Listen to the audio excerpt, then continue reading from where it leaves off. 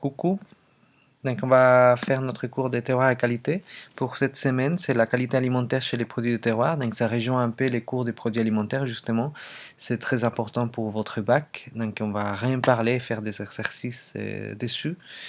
Et donc je vous ai mis qu'est-ce que c'est la qualité alimentaire. Donc comme on a déjà dit vachement de fois dans les cours, et la qualité d'un produit, c'est sa capacité à répondre aux attentes et aux besoins implicites et explicites du client.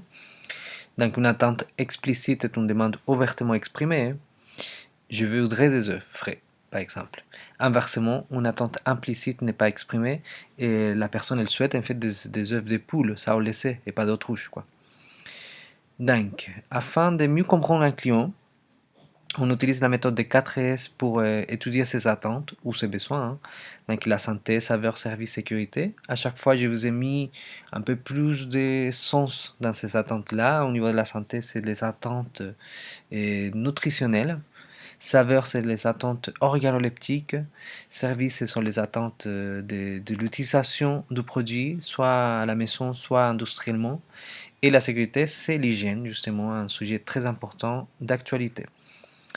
Et pour étudier cette qualité alimentaire et les attentes du consommateur, on utilise des critères de la qualité alimentaire. Donc, afin de mieux répondre aux attentes, l'industrie a développé plusieurs critères. Le premier, c'est la qualité nutritionnelle, donc il répond aux besoins de santé, comment un étudiant, en faisant une alimentation équilibrée. Et un exemple typique, on va dire, c'est le nouveau label ou on va dire signe de qualité appelé Nutri-Score. Comment est-ce on peut analyser la qualité nutritionnelle d'un produit? On peut l'étudier par la lecture des étiquettes et de la liste des ingrédients et nous pouvons aussi nous baser sur les Nutri-Score, même si pas tous les produits alimentaires ont ces signes de qualité. La qualité organoleptique répond aux besoins de saveur, donc c'est tout ce qui s'adresse à notre perception sensorielle, donc visuel, toucher, ouïe, goût et odorat. Comment est-ce qu'on l'analyse? C'est assez complexe, hein? Je ne vais pas rentrer dans le détail, mais on peut analyser en amont et en aval de la production. C'est-à-dire en amont, c'est avant, produire, avant la production industrielle. Donc ça, c'est une production en amont, plutôt, une évaluation en amont. Donc il y a des gens qui vont goûter, il y a des experts qui viennent voir les produits et tout. Et en aval, c'est nous, les clients, qui on va accepter ou pas les produits. Et qualité d'usage, donc il répond aux besoins des services. Il y a deux types, commercial et technologique. Donc, commercial, c'est plutôt les succès, on va dire, et notoriété et médiatisation c'est les produits à la mode, quoi. Les mondes sains, sans gluten, sans sel, sans sucre. Coca-Cola, Nutella, ce sont des produits qui ont un succès en notoriété, mais sans lien objectif avec leurs caractéristiques intrinsèques, c'est-à-dire pas avec leur composition. Et Coca-Cola et Nutella sont remplis de sucre, mais on aime bien, et c'est à la mode. Et donc ça montre des produits de qualité d'usage. Et aussi technologique, on a déjà parlé par rapport à la transformation, élaboration ou emballage. Donc un produit de pratique, de praticité qu'on peut ranger à nouveau dans les placards ou dans les frigos sans problème, quoi.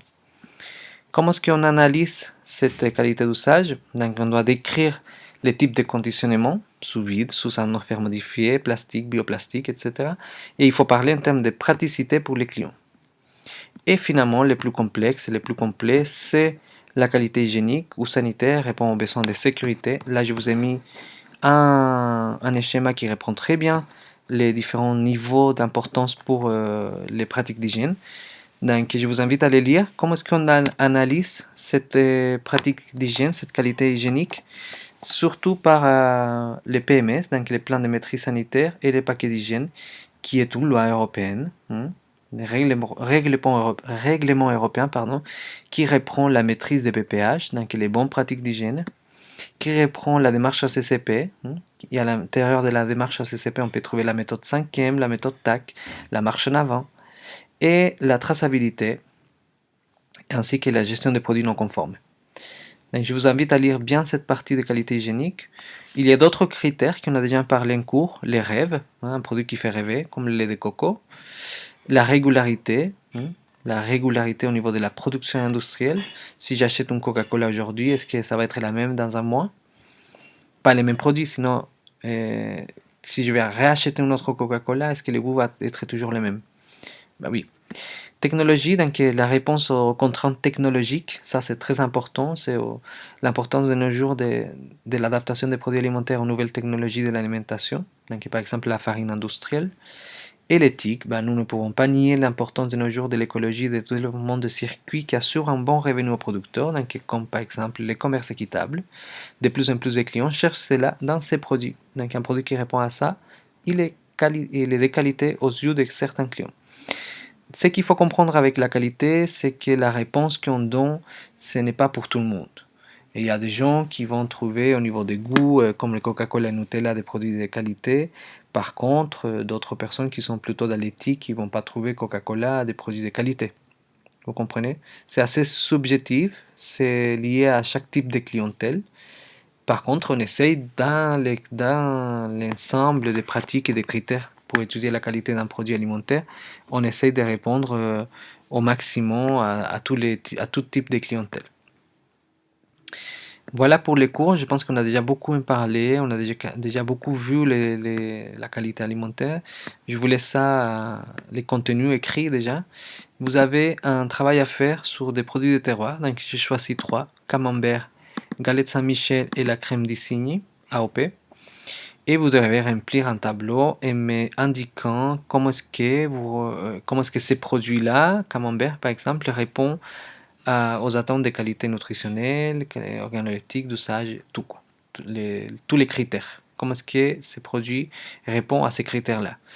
Je vous ai mis en rouge à chaque fois des questions qui peuvent vous guider dans les réponses. Okay? Donc, par exemple, pour la qualité nutritionnelle, donc la question que vous devez vous poser par rapport à ces produits-là, est-ce que ces produits répondent aux attentes nutritionnelles du client?